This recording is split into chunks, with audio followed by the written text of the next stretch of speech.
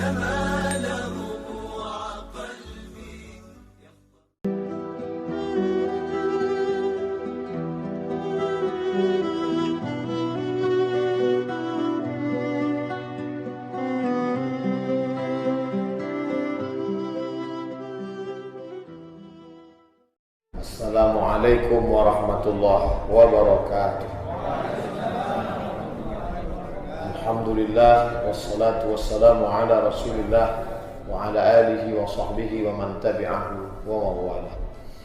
Rahatun nafsi, ketenangan jiwa, fi qillatil atham, ketika lepas dari dosa. Makanya dokter-dokter jiwa, psikiater itu, walaupun mereka itu ada yang tak paham agama, tapi kalau yang datang meminta konsultasi itu minta pendapat, paling-paling dia katakan, Bapak baliklah ke keyakinan kita masing-masing. Yang agama Kristen kembali ke ajaran agamanya, yang Hindu Buddha kembali ke ajaran. Artinya apa? Jiwa orang tertekan ketika banyak dosa. Makanya selesai sholat tadi kita diajak imam istighfar, Astaghfirullahaladzim, Astaghfirullahaladzim, Astaghfirullahaladzim alladzi la ilaha illa huwal hayyul qayyum wa atubu ilaih. Diajarkan Nabi subhanallah 33, alhamdulillah 33, Allahu akbar 33. Ditutup dengan la ilaha illallah la syarika lah, lahul mulku wa lahul hamdu wa yuhyi wa huwa ala kulli syai'in qadir. Allah menghapuskan dosanya, wa in kanat misla zabadil bahri, walaupun sebanyak buih di lautan. Dosa kepada Allah Ta'ala insyaallah selesai, tapi dosa kepada sesama manusia susah. Makanya kita mesti minta maaf. Alhamdulillah, dalam sholat, selesai sholat, dalam sholat kita mendoakan orang, Assalamu alayka ayuhan nabiyyu wa rahmatullahi wa barakatuh, wassalamu alayna wa ala ibadillahi salihin. Selesai sholat, Assalamualaikum Pak, Assalamualaikum Pak Imam. Ma min muslimaini, dua orang muslim, yaltaqiyani, berjumpa, wa yatasafahani, berjabat tangan, illa ghufira lahuma, maka Allah mengampunkan dosa. Jadi kalau ada jiwa yang tak tenang, jangan sampai dosa bersarang di dalam hati. Dosa kepada supir kita, dosa kepada tukang panen kita, dosa kepada tukang cuci kita, dosa kepada tukang gosok setrika pakaian, dosa kepada orang yang kita suruh belanja, dosa tukang masak, dosa berapa banyak kesilapan-kesilapan. Makanya Nabi selalu mengajarkan, kalau mau hatimu tenang, jangan sampai kau sakiti hati orang. Tak bisa dibohongi. Pergi ke Bali liburan seminggu, balik stres suntuk juga. Pergi ke Jalan Harapan Raya, pergi konsultasi ke dokter. Pergi ke Jalan Ahmad Yani, jumpa dokter psikiater, dikasihnya obat sesumpit. Makan pagi, makan siang, makan malam, ini 3 kali sehari, ini tablet, ini kapsul, ini sirup. Begitu dimakan, hilang beban, tidur. Begitu bangun, muncul lagi. Dimakan sebulan, datang penyakit baru, muncul pula sakit buah pinggang. Macam-macam datang. Maka pesan Ali bin Abi Thalib, rahatun nafsi, ketenangan jiwa akan kau dapati pada qillatil atham. Jangan banyak-banyak buat dosa. Dosa kepada Allah, terlebih lagi kepada sesama manusia. Makanya saya kalau merasa banyak menzolimi hati, banyak orang tersinggung, tadi sebelum saya tutup tausiah, Bapak Ibu ingat, sebelum sholat banyak cakap saya ini menyinggung perasaan Bapak Ibu, demikianlah tutup. Kenapa? Karena kalau sampai orang menyumpah serapah kita, luar biasa sempit dada kita. Kemarin saya baru pulang dari Jakarta, ceramah di kantor PLN. Datanglah beberapa anak muda, Pak Ustadz, kami dari kelompok pengajian mau mengundang Pak Ustadz nanti tahun baru. Saya sudah janji Indragiri Hulu. Wah, kan bisa digantikan ustadz lain. Oh, tak bisa. Nanti kalau datang ustadz lain, mereka memang terima. Tapi bayangkan satu masjid itu sakit hati ke saya. Sedang tak disumpahnya aja udah macam ini. Artinya apa? Jangan sakiti hati orang. Jagalah hati, jangan kau sakiti. Kenapa begitu? Karena kalau galah patah bisa disambung, kaca pecah bisa direkat balik. Tapi kalau sudah hati rusak, kemana obat mau dicari? Kenapa Bapak Ibu bisa menerima saya tausiah malam ini? Hati kita belum retak lagi. Kalau hati sudah sumbing, oh, siapa yang ceramah? Ustaz Somad. Baliklah aku, memuntah aku nengoknya. Kenapa? Hati sudah rusak. Jangan sampai hati ini rusak. Maka kalau hati orang kita sakiti, maka dalam hadis dikatakan da'watul mazlum la turad, doa orang teraniaya tak tertolak. Malu Allah Ta'ala menolak doa orang yang teraniaya, mengangkat tangan kemudian balik dalam keadaan ayyarudda, balik dalam keadaan sifra, kosong, hampa. Qillatul atham, rahatun nafsi, ketenangan jiwa akan kau dapat bukan karena kau liburan ke tepi pantai. Ketenangan jiwa kau dapat bukan karena kau pergi ke danau. Ketenangan jiwa kau dapat bukan karena pergi ke shopping mall mewah, bukan. Ketenangan jiwa kau dapat ketika kau mampu fi qillatil atham. Jangan banyak-banyak buat silap, buat salah, buat dosa. Sebelum tidur malam, salat sunat witir 3 rakaat. Capek betul 1 rakaat. Ya Allah, maafkanlah aku segala dosaku kepada orang-orang yang dari pagi tadi sampai malam. Adapun orang yang sudah menganiaya aku dari pagi sampai malam ini, semuanya ku ampunkan ya Allah. Plong, lepas, tidurlah. Jangan sampai disimpan dia menggumpal menjadi jantung koroner. Disimpan dia menggumpal menjadi batu di dalam kantong kemih. Disimpan dia menjadi sarang penyakit. Lepaskan itu semua. Ustaz Somad itu pandai ceramah aja itu. Jangan-jangan dia pun susah memaafkan orang lain. Memang susah, memang payah, tapi mesti kita coba. Karena kaji itu bukan sekedar singgah di telinga saja, enggak, tapi kita praktekkan dalam kehidupan. Ali bin Abi Thalib mengatakan, rahatun nafsi, ketenangan jiwamu ada di mana? Fi qillatil atham, ketika engkau sanggup menekan dosa, silap salah kepada Allah dan kepada sama manusia. Masuk yang ketiga, rahatul qalbi fi qillatil ihtimam, ketenangan hati. Ketenangan badan ada pada sikit makanan. Itu maka kuihnya tak terlalu banyak nampak.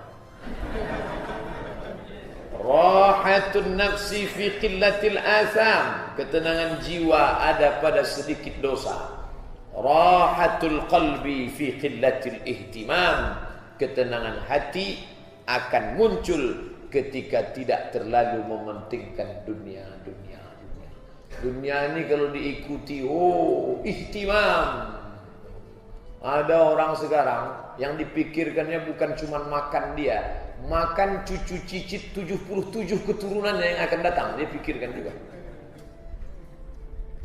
Masalah kita memikirkan anak cucu penting.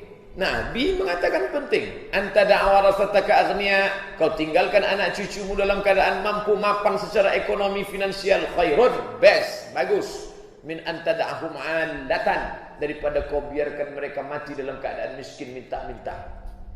Tapi ketika sampai memikirkan yang tak perlu dipikirkan, itu jangan. Hanya menyiksa hati saja. Maka bagaimana menenangkan hati? Rahatul qalbi fi qillatil ihtimam. Pikirkanlah yang penting untuk dipikirkan. Yang kita pikirkan ini nanti kalau kita mati ini, selamat tak pertanyaan mungkar nakir? Selamat tak titian siratal mustaqim? Selamat tak ketika mulut terkunci? Al-yawma naqtimu ala afwahihim wa tukallimuna aydihim wa tashhadu arjuluhum, tangan bercakap, kaki bersaksi. Itu pikirkan. Kalau memikirkan itu datang ketenangan. Ini yang tidak dipikir. Apa yang kau pikirkan lama betul berpikir tentang pembunuh Mirna ini siapa sebetulnya?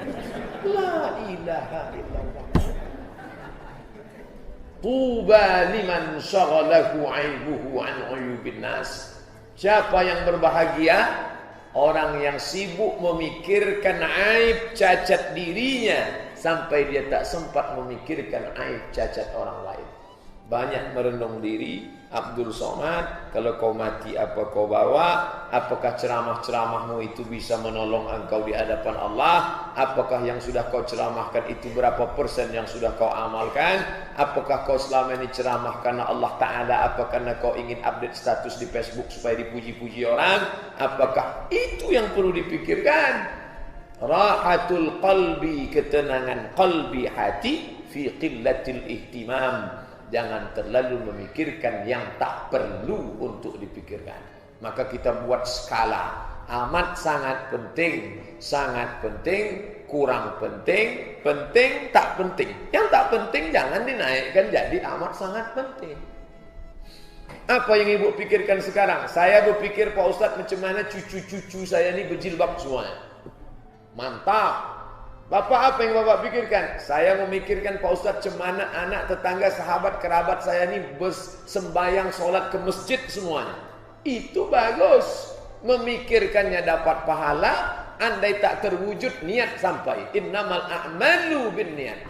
Tapi yang tidak dipikirkan. Kupikir tentang artis, siapa yang jadian, siapa yang putus, siapa yang cerai, siapa yang... Apa dipikirkan itu semua? Jangan terlalu memperhatikan yang tak perlu untuk diperhatikan. Sekarang suami orang memikirkan istri orang memikirkan suami orang.